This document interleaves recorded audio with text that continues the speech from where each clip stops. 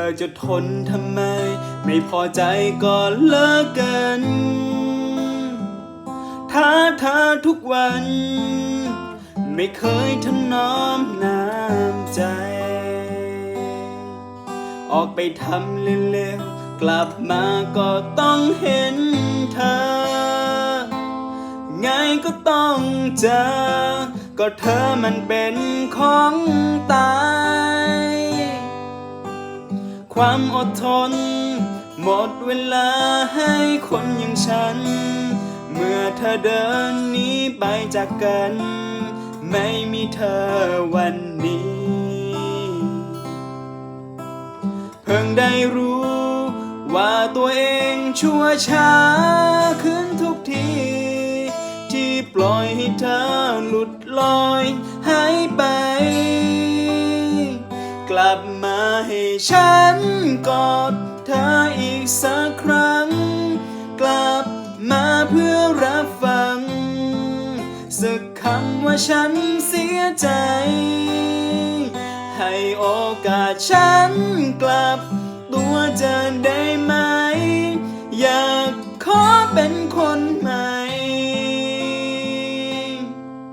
บทเรียนที่ฉันเพิ่งรู้ดี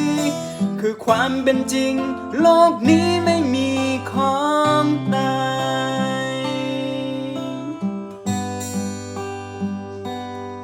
ปล่อยให้เธอเดียวดายใส่ใจเธอไม่มากพอ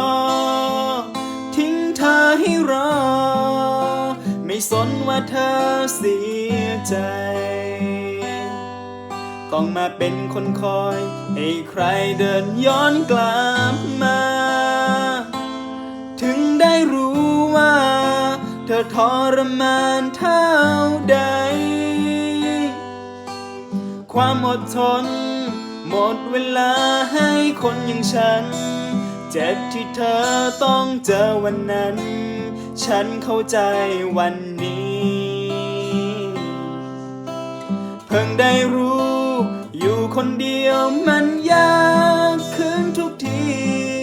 มันอยากกอดเธอจนสุดหัวใจ